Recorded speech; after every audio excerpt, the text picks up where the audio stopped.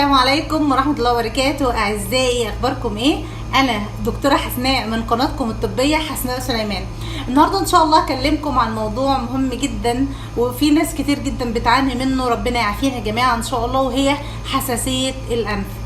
قبل ما ابدا الموضوع بتمنى منكم اللي بيتفرج عليا دلوقتي وما عملش اشتراك يعمل اشتراك، واللي عامل اشتراك وبيشاهدني يعمل لي لايك، واللي عامل لايك واشتراك يبدا يعمل لي كومنت، لان بفرح جدا بكومنتاتكم، واعملوا شير لفيديوهاتي عشان اكتر عدد ممكن يستفيد. النهارده ان شاء الله هنتكلم عن موضوع حساسية الانف. اول حاجة عاوزة اتكلم فيها يعني ايه حساسية الانف. حساسية الأنف يعني إن جسمك أو الأغشية المخاطية بتاعتك بتستجيب زيادة عن اللزوم بالمؤثرات الخارجية. يعني إيه؟ يعني مثلا في ناس عادية جدا بتشم برفيومز، بتشم عطور وبخور ومنظفات، والمطر يجي يمشوا في التراب مفيش عندهم أي مشكلة. في ناس تانية أول ما تشم حاجة من دي بيبدأ يحصل عندها هيجان في الأنف، ودي هي حساسية الأنف.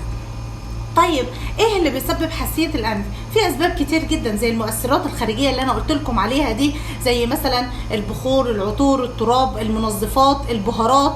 مثلا يجي لي طباخ يقول لي يا دكتوره اول ما بشم ريحه الفلفل الاسود على طول بحس بعطس وكده، اقول له انت عندك حساسيه في الانف. طيب في ناس العامل الوراثي ما نقدرش ننساه، يعني مثلا لو امك، اختك، باباك عندهم حساسية في الأنف، فنسبة الإصابة عندك بحساسية الأنف بتبقى أكتر زيادة عن اللزوم عن الشخص التاني اللي ما عندوش وراثة في العيلة.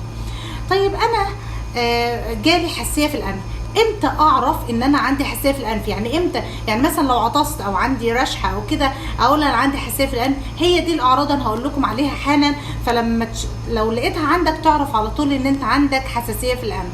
زي ايه؟ اول حاجه الراني نوز او السيلان في الانف، ودايما السائل اللي بينزل بيبقى سائل نظيف، ده بيبقى حساسيه انف.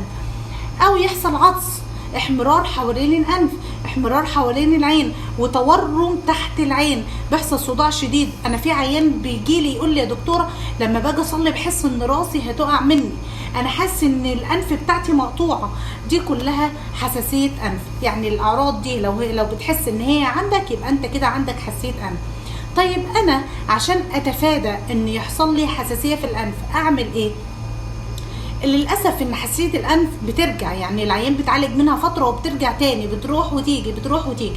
فاحنا في الوقت ده اهم علاج لحساسيه الانف هو البعد عن المؤثرات الخارجيه. يعني ايه؟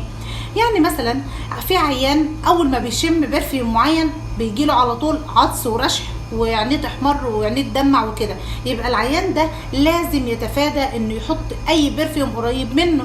اول ما بيشم بخور يبعد عن البخور، لو ما يطلعش في التراب، الدنيا بتمطر او فيها اتربه يقفل ابوابه عليه كويس. ولازم ننظف المفارش بتاع السراير كل اسبوع تتغسل مره. ما نربيش حيوانات اليفه معانا في البيت، لان الريش بتاعها او اي حاجه بتتطاير منها بتزود الحساسيه في الانف. الاشجار والحاجات اللي حوالينا دي كلها بتزود حساسيه الانف.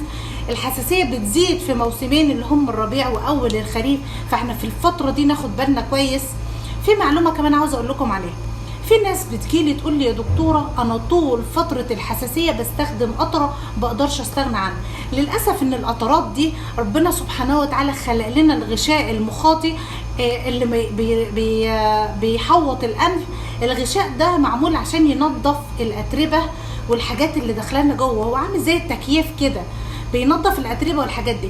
فانا لما بحط القطرات دي اكتر من 4 ايام ايه اللي بيحصل؟ كأن بالظبط بدمر الغشاء ده او بقطعه، فالاتربه وكل حاجه بتدخل جوه، فانا كده بضر نفسي. انا النهارده بنتهز فرصه ان انا بتكلم عن الموضوع ده وبحذركم تحذير تام من القطرات اللي بنستخدمها على طول. اي نعم هي بتريحك وقت ما يكون في كتمه في الانف، بس ليها مشاكل واعراض كتيره جدا. طيب ايه اللي بعمله لو انا حسيت الانف زادت عندي وما ارتحتش منها؟ للاسف ان حساسيه الانف بتتطور وبيحصل التهاب في الجيوب الانفيه، وممكن يحصل التهاب في الاذن الوسطى، ودي العيان بيعاني جدا جدا من الالم في الاذن وفي الانف اكتر زياده عن اللزوم. فاحنا عشان نتفادى الحدوث كده لازم نتفادى المؤثرات. طيب انا تفاديت المؤثرات اللي هي ممكن مثلا 80% من علاج حساسيه الانف، اعمل ايه تاني؟ لو بعد كده ما ارتحتش بنبدا نديك مضادات الحساسيه، اي نوع مضاد حساسيه بنديهولك فتره معينه، وبعد كده بنشوف ايه الاخبار. في ناس حساسيه الانف بتبقى عندها شديده جدا لدرجه ان احنا بنضطر ندي كورتيزون، بس ده طبعا بيبقى تحت اشراف طبيب الانف والاذن والحنجره. هي دي حساسيه الانف بطريقه بسيطه. يا رب اكون فدتكم النهارده. اوعوا تنسوا الاشتراك واللايك، انا بحبكم جدا، ربنا يخليكم ليا يا رب. استودعكم الله، والسلام عليكم ورحمه الله وبركاته.